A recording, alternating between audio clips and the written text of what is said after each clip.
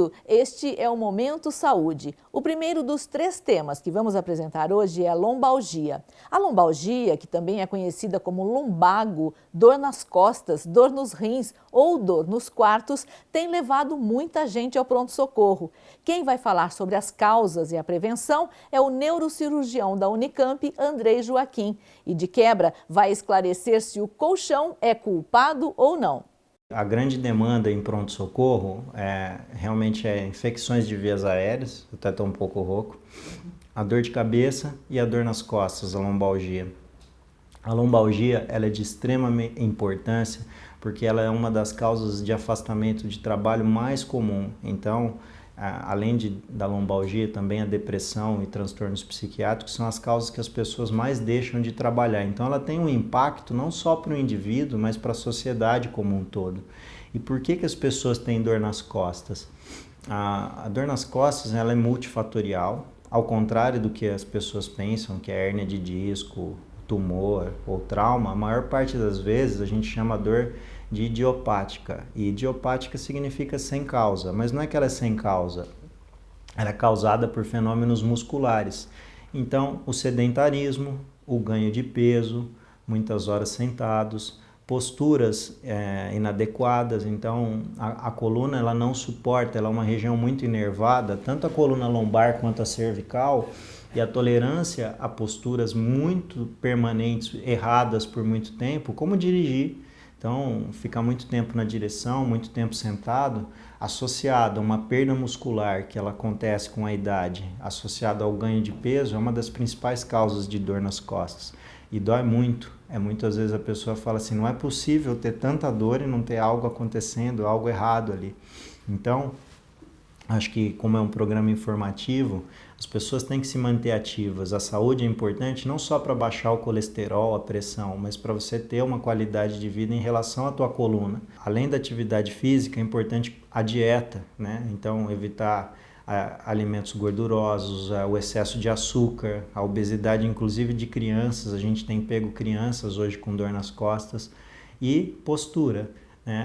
Uma explosão de dor na cervical hoje em dia por causa de celular, horas, crianças com celular, a mochila pesada na escola, muitas vezes uma criança de 20, 30 quilos com uma mochila de 10, 15 quilos de livros. Então, esse tipo de coisa leva uma sobrecarga na musculatura e dor, e isso faz com que as pessoas vão às unidades do pronto-socorro, deixem de trabalhar. Tá? Então, eu acho que basicamente é isso, falta de atividade física e excesso de peso com posturas inadequadas.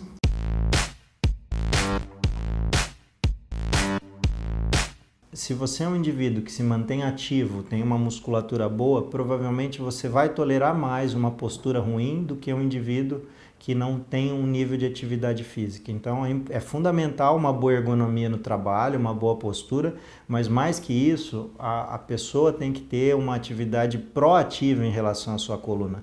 Eu muitas vezes digo aos pacientes que têm dor nas costas que a dor dele, ele tem muito mais para ele fazer pela coluna dele do que eu. Sim. Então, essa ideia que é importante, as pessoas têm que correr atrás da saúde. Muitas vezes um paciente chega para mim com dor nas costas, eu posso orientá-lo, mas depende muito dele, as medidas que ele vai tomar para a coluna dele melhorar.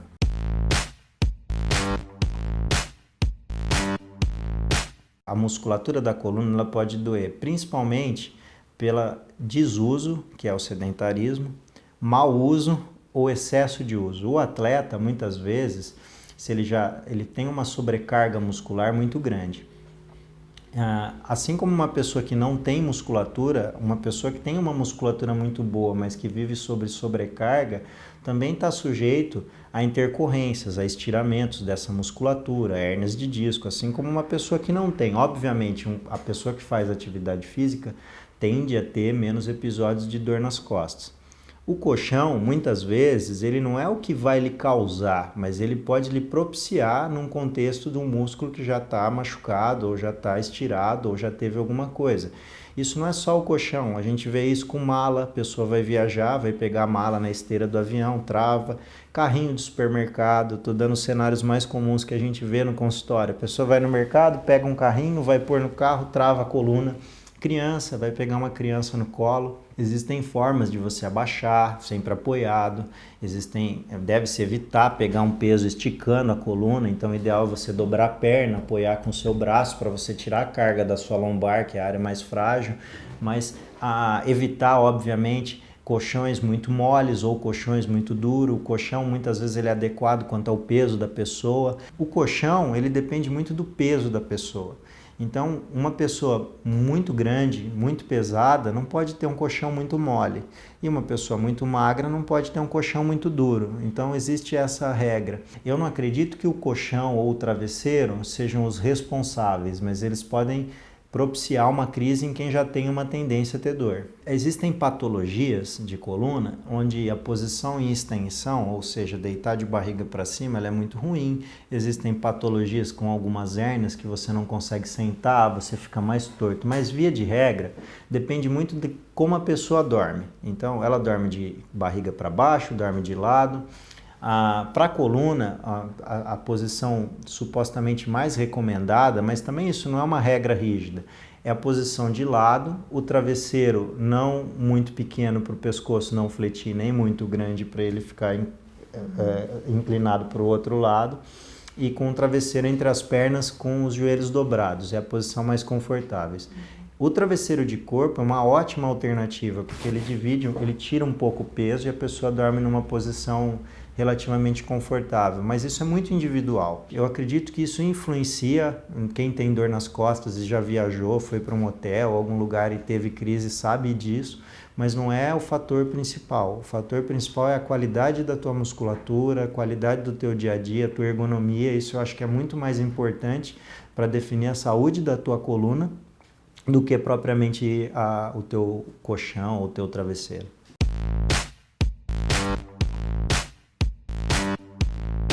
A caminhada, eu particularmente eu acho um exercício muito pobre, porque embora ela é um exercício aeróbico, ela tem um benefício, ela não cria fortalecimento de grupos musculares específicos.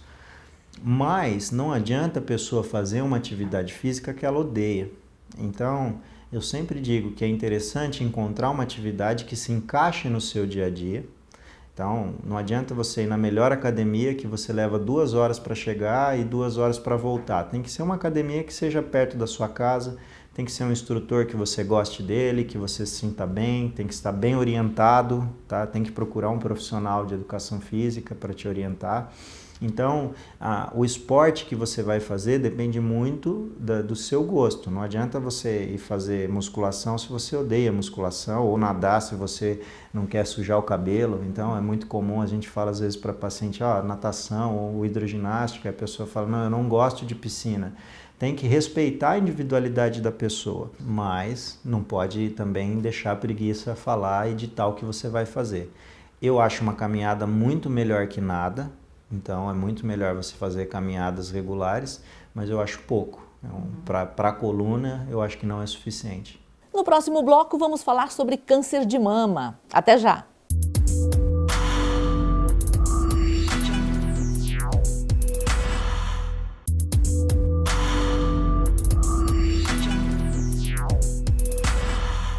Momento Saúde está de volta, agora para falar sobre câncer de mama, que corresponde a 30% dos diagnósticos de câncer nas mulheres. Segundo dados do INCA, o Instituto Nacional do Câncer, estão previstos 59.700 casos e 14.000 mortes decorrentes da doença apenas em 2018. Vamos ouvir o mastologista José Eduardo Marco Rubio. Toda mulher que fala em câncer de mama, né, fala, mas o câncer é benigno ou o câncer é maligno? Não existe. Ou existe o tumor benigno e o tumor maligno. Então, quando você fala câncer, a gente já pensa numa doença maligna. Então, é uma neoplasia maligna, né, que normalmente acomete mulheres acima dos 40 anos. Aqui no Brasil, as mulheres, pelo SUS, eles pedem para ser feito após os 50 anos. A mamografia deve ser feita anual, né? Mas a Sociedade Brasileira de Mastologia normatiza a partir dos 40 anos. Porque a gente pega uma faixa não muito pequena, uma faixa de uns 20% a 25% das mulheres que têm câncer entre 40 e 50 anos.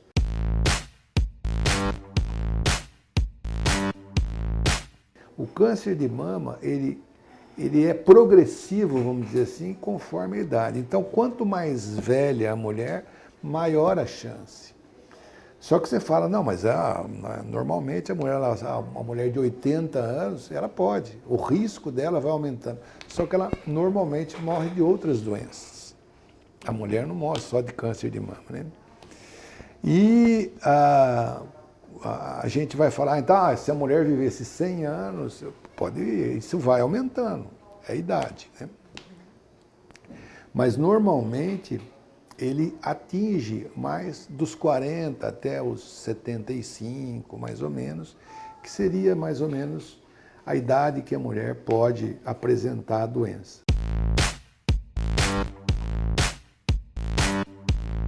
O pessoal até fala, mas está muito comum uma fulana lá tem 20 anos, a outra tem 25, a outra tem 29. Uma das coisas é que a gente está fazendo o diagnóstico mais precoce. Então, se você fizer um diagnóstico mais precoce, você pega a doença mais no início e a chance de cura é muito maior. Quanto mais cedo se pega a doença, mais precoce, vamos dizer assim, mais chance de cura a gente tem da doença. Na mulher jovem, existem alguns tipos de câncer de mama, vamos dizer assim, que a gente fala que chama, não é pelo anátomo patológico, que os dois anátomos patológicos mais comuns seriam o câncer ductal e o câncer lobular. Mas hoje nós temos as imunohistoquímica, que vamos dizer assim, a genética do câncer de mama. E a gente consegue, através desse exame, definir os receptores de hormônio dessa paciente. É muito comum as mulheres mais jovens terem receptores de estrógeno e progesterona, que são os dois hormônios da mulher, que sejam negativos. E isso advém de um outro gene, que é um oncogene, que a gente chama que seria o HER, o símbolo é HER, que é um oncogene que também normalmente é negativo. Então, a gente chama de triplo negativo, que esse gene ele é muito mais agressivo do que os outros. Então, é muito mais comum em mulheres mais jovens.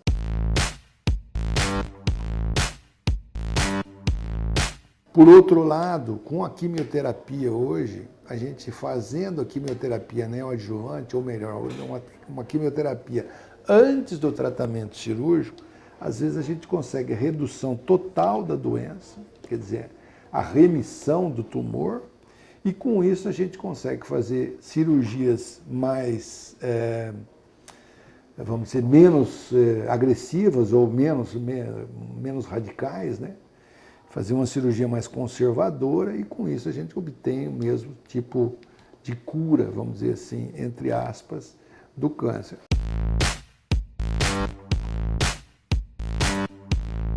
O câncer tem cura desde que você pegue ele muito no início, né? Mas o ideal é que essa paciente seja monitorada no mínimo por 10 anos depois do tratamento que ela faz.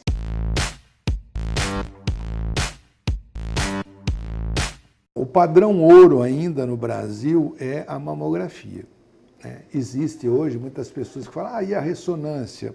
A gente costuma pedir uma ressonância para as pacientes que têm algum outro, a gente estiver pensando na outra mama. A gente sempre vai pensar na outra mama. Porque às vezes você trata uma e a outra tem algum comecinho que a gente não viu lá, e a ressonância é um exame. Hoje seria um exame padrão ouro, mas para o Brasil é um exame muito caro ainda. A gente não tem isso na rede pública.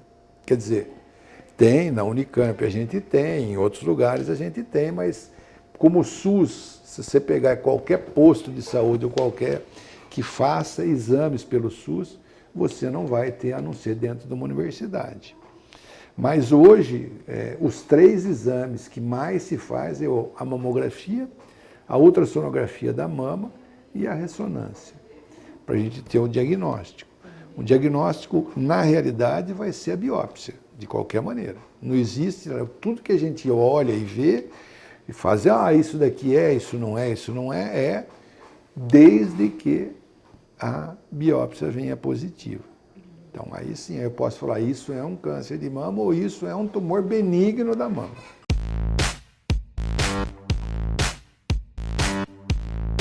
Depende muito do estadiamento da doença, depende muito do grau que a gente fala, que é o grau histológico, e depende muito de como ele está disseminado ali. Se a gente tem um tumor hoje acima de 3,5, 4 centímetros, e ele for receptor de estrógeno, progesterona negativo e o SERB-B2 também negativo, a gente está se optando por um tratamento quimioterápico antes, reduz isso daí para depois se fazer a cirurgia. Por outro lado, depende muito da idade da paciente. Se você pega uma paciente jovem, ela vai aguentar bem a quimioterapia. Mas se você pega um paciente de mais idade, às vezes é preferível você fazer a cirurgia, e depois o oncologista clínico, a gente sempre vai jogar a bomba para eles, o oncologista clínico vai dizer se vai precisar fazer algum outro tratamento. Normalmente a gente faz. Só depende muito da paciente. Se ela é uma paciente muito idosa, aí a gente não faz quimioterapia, mas às vezes precisa fazer radioterapia. Porque se você não tirar, sempre que sobrar mama, a gente fala uma cirurgia conservadora, a gente vai ter um outro tratamento, que é o tratamento radioterápico. Então, sobrou mama, faz radioterapia, não tem jeito.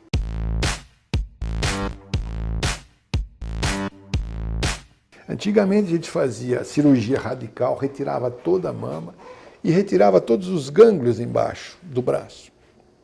Esses gânglios fazem falta para a mulher, para qualquer pessoa, lógico, mas que antigamente você via a mulher com aquele braço que a gente chamava um edema, um braço que falam com linfedema. Os vasos linfáticos que a gente retira vai fazer falta por a drenagem, com isso ocorre o que a gente chama de um braço. É muito comum na perna, o pessoal fala, você está com a perna de elefante e tal, ou o que a gente chama um braço, em que o braço fica com um volume muito grande. Hoje em dia, a gente faz, dependendo do tamanho do tumor, como está o estadiamento da doença, a gente prefere fazer a biópsia do linfonodo sentinela. Então, um dia antes da cirurgia, essa mulher normalmente faz um exame, que é, na realidade, uma injeção de um medicamento, que é um radiofármaco, né? E esse medicamento vai por primeiro linfonodo da cadeia ganglionar, tanto da axila como do tórax. No tórax a gente não costuma avaliar, porque é uma cirurgia que traz muito problema e não tem assim, uma validade ainda tranquila como o da axila. O da axila, a gente tirando um linfonodo, o patologista olha, ele vai falar, que a gente chama de uma biópsia de congelação, ele vai falar se o linfonodo tem ou não tem células neoplásicas. Se tiver células neoplásicas, você acaba fazendo a axilectomia, que é a retirada de toda a axila. E se não tiver o linfonodo, a cirurgia parou aí, e aí você só faz a cirurgia da mama. Ou você retira a mama, ou você faz uma cirurgia que retira só a área do tumor, e aí depois isso daí tudo foi combinado com a paciente para a gente ter hoje. Isso é uma cirurgia mais conservadora. Vamos a um rápido intervalo e já vamos saber como se forma um especialista em medicina integrativa. Não sai daí.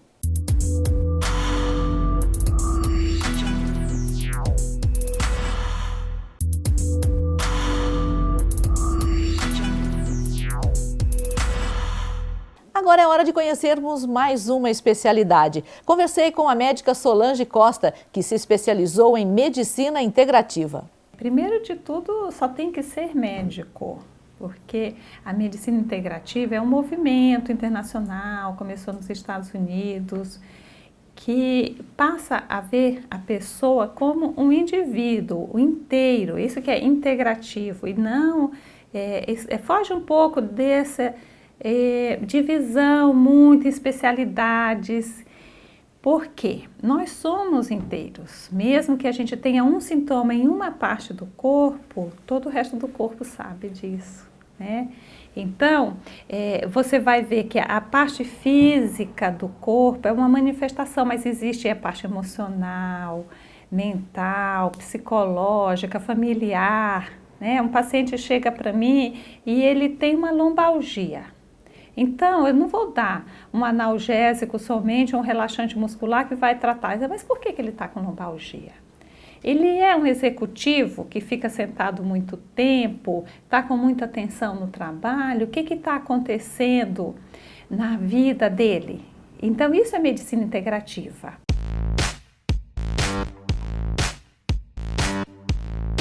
A gente primeiro é médico, né? Eu sou médica, eu fiz minha especialidade, como que eu fui para essa área? Quando a gente vê as limitações dos recursos terapêuticos, a gente consegue fazer diagnóstico, às vezes esse paciente com lombalgia vai fazer tomografia, vai fazer ver hérnia, ver isso, ver aquilo, mas tá certo, e a pessoa, né? E o que causou isso? Ninguém pergunta, pensa que é só o corpo e não é. Ele está só... Um paciente meu que tinha uma dessas queixas, há mais de 70 anos de idade, ele dizia, doutor, eu acho que essa dor é da alma. E aí eu disse, é verdade. E aí a gente conseguiu ver qual que era a causa, e aí ele ficou bem da lombalgia, não precisou mais exprimir aquilo, porque isso, manifestação do corpo, é como se fosse uma expressão do resto. Então, assim, você vai fazer uma respiração melhor, esses que são os recursos terapêuticos que a medicina integrativa pode usar. Pode usar tanto medicações convencionais, como pode usar recursos terapêuticos outros. Aí a gente vai entrar na interdisciplinaridade, que é convidar outros profissionais. Vamos fazer o ajuste alimentar desse paciente, que é uma coisa importantíssima para o corpo, né? Vamos fazer, porque vai ter intolerância alimentar, vai ter intoxicação com alguma coisa, isso vai gerar saúde. Vamos indicar uma respiração, vamos indicar uma massagem, vamos indicar também outros recursos terapêuticos.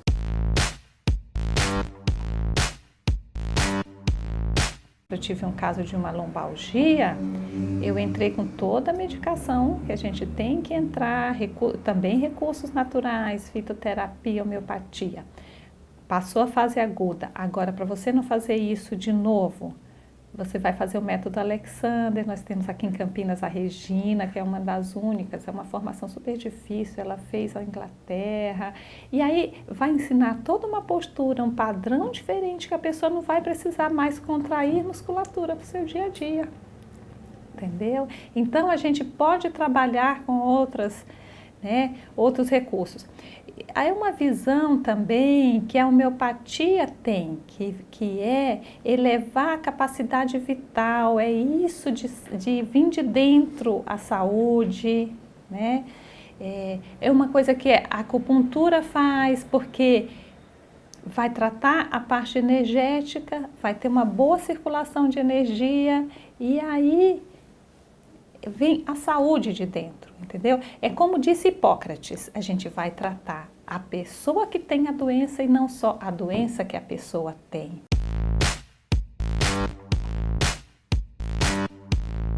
Também vem isso do paciente participar. Isso que eu chamo, né? Isso é uma palavra que já está um pouco comum, mas é o empoderamento. Você tem o poder.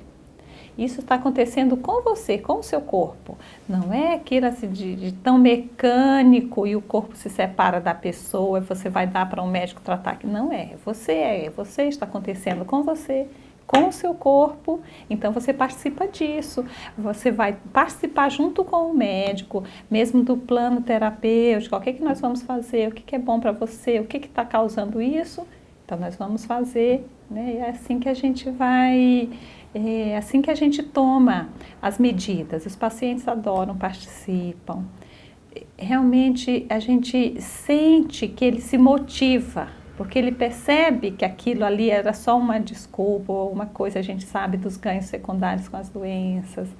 E é claro que existe aquilo, não é psicossomático, aquela queixa, ou aquela dor ou a doença, mas a pessoa vai perceber por que que tem aquilo e que ela também pode fazer algo com aquilo, pode colaborar e pode curar plenamente. E não só curar, mas manter saúde. Pode vir uma pessoa comigo que não tem ainda nenhuma manifestação.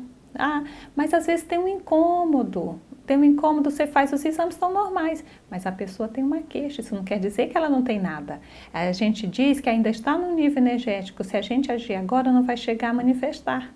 Porque a pessoa tem queixa, vai no médico, faz exame e não tem nada, você não tem nada. Não, pode ser, se não fizer nada, daqui a pouco vai ter.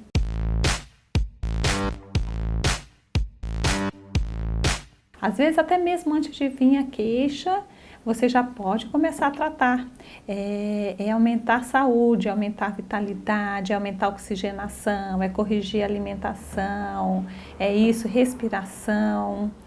Hoje a gente está muito cheio de intoxicação pelo ar, pela água, pelos alimentos, os agrotóxicos. Então, você pode já começar a desintoxicar.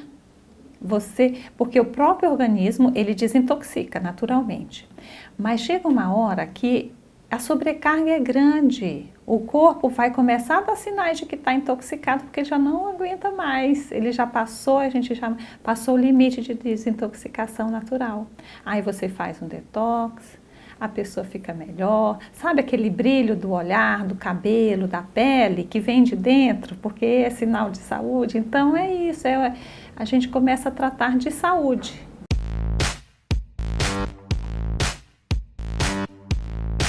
Depois que eu fiz medicina, fiz residência, fiz mestrado, tudo na minha área, hematologia e clínica médica, era uma coisa que eu sempre gostei muito. Eu comecei, sabe, a sentir aquela frustração, aquela limitação, aqueles poucos recursos terapêuticos, a gente consegue dar um diagnóstico e o tratamento não é satisfatório. Então eu estava com as minhas crianças pequenas, eu diminui carga horária de trabalho e eu fui começar a estudar. Eu fiz pós-graduação, né, nessa área, a gente começa a estudar nutrologia e começa como autodidata mesmo a estudar a homotoxicologia, que é um avanço da homeopatia, começa a estudar fitoterapia e foi assim. Se você quiser rever essa ou outras produções da TV Câmara Campinas, é só entrar no nosso canal no YouTube. E pelo nosso WhatsApp, esse que você vê aí na tela, a gente recebe a sua sugestão, a sua crítica ou elogio. Obrigada pela companhia e até o próximo.